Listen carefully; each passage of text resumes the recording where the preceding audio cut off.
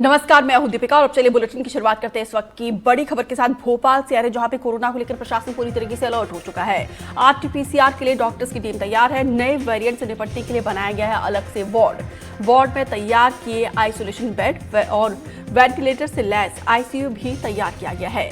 Emergency की स्थिति से निपटने के लिए टीम पूरी तरीके से तैयार है और स्पेशल टास्क फोर्स का भी गठन किया गया है, क्योंकि देश में देखिए कोरोना के नए वेरिएंट लगातार बढ़ते जा रहे हैं। 1000 से ज्यादा केसेस सामने आ चुके हैं, तो वहीं मध्य प्रदेश में भी कोरोना के नए वेरिएंट से निपटने के लिए स्वास्थ्य विभाग पूरी तरीके से अलर्ट नजर आ रहा है। डॉक्टर्स की टीम पूरी तरीके से तैयार है। नए वेरिएंट से निपटने के लिए अलग से वार्ड बनाया गया है।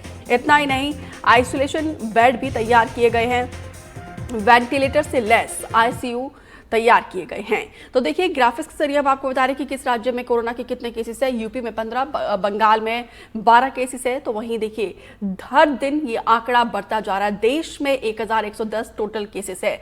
सबसे ज्यादा केरल में है, उसके बाद से दिल्ली और अन्य राज्यों में भी लगातार मामले बढ़ते जा रहे हैं। ऐसे में ये वायरस और अधिक ना फैले, इसके लिए प्रशासन, स्वास्थ्य विभाग पूरी तरीके से अलर्ट नजर आ रहा है। देखिए दिल्ली में 104 केसेस है, गुजरात में 83, महाराष्ट्र में देखिए जो कि देश की आर्थिक राजधानी, वहां पे 209 केसेस सामने आए। हालांकि यूपी में आंकड़ा कम है, 15 है। देश के बड़े राज्यों में शुमार होने के बावजूद अंडर सिचुएशन जो है वो कंट्रोल है। दिल्ली में देखिए मामला हर दिन बढ़ता जा रहा है। महाराष्ट्र में 209 है और यहाँ पर देखिए एक्टिव वेरिएंटेड, देश में कोरोना के 4 वेरिएंटेड एक्टिव है। सभी 4 ओमिक्रॉन के ही सब वेरिएंट है। LF.7, XFG और J1 और NB.1.8.1 वेरिएंट, ये सब नए वेरिएंट है। दोनों नए वेरिएंट ज्यादा खतरनाक नहीं है। ऐसे में आपको घबराने की जरूरत नहीं है। आकाश द्विवेदी ज्यादा जानकारी के साथ जुड़े हैं। आकाश, कोरोना का नया वेरिएंट दबे पांव पूरे देश में फैल रहा है। भोपाल में ये वायरस और अधिक न फैले, इसके लिए क्या कोशिश स्वास्थ्य विभाग की तरफ से?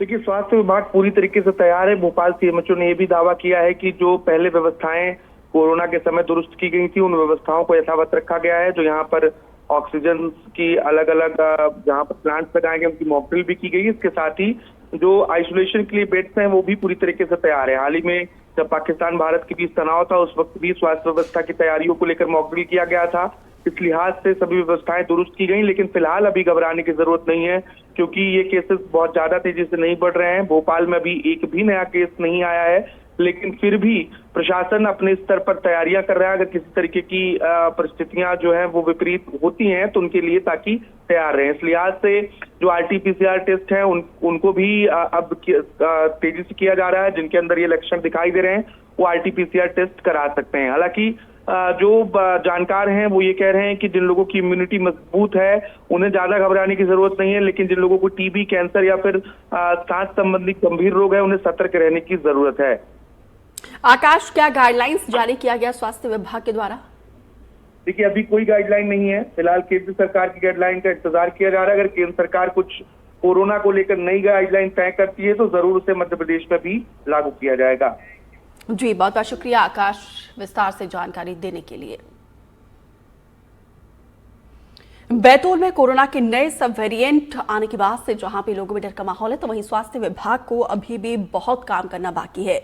कोरोना को लेकर कोई एडवाइजरी अभी तक जारी नहीं हुई है। इसके अलावा जिला अस्पताल में जांच किट की भी कमी पाई गई है। हालांकि अस्पताल मैनेजमेंट ने पहले के अनुभवों को ध्यान में रखते हुए निमोनिया और सर्दी खांसी के मरीजों को अलग रखने और उनके तीमारदारों को मास्क देने को कहा गया। इसके अलावा जिला अस्पताल में 90 बेड है और जहाँ पे ऑक्सीजन की सेंटर लाइन तैयार है। इसके अलावा लोगों को भीड़ भाड़ वाली जगहों से बचने को कहा जा रहा है। हालांकि स्वास्थ्य विभाग ने कोरोना को लेकर कोई भी एडवाइजरी जारी नहीं की है। पड़ोसी राज्य जो सीमावर्ती राज्य है बैतूल जिले का, वो महाराष्ट्र है। और महाराष्ट्र में इस वक्त जो है जो सब वेरिएंट आया है नया कोरोना का, वो वहाँ स्थिति बिगाड़ चुका है।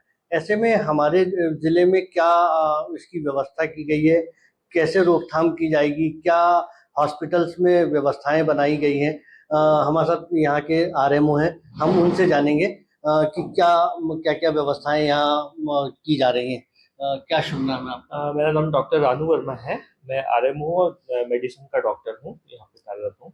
हाँ जी, बताएं जो नया वेरिएंट सब वेरिएंट अभी जो JN1 आया है और वो पड़ोसी राज्य में उसके मरीज बढ़ते जा रहे हैं, ऐसे में बैतूल जिले में क्या एहतियात बरते जा रहे हैं?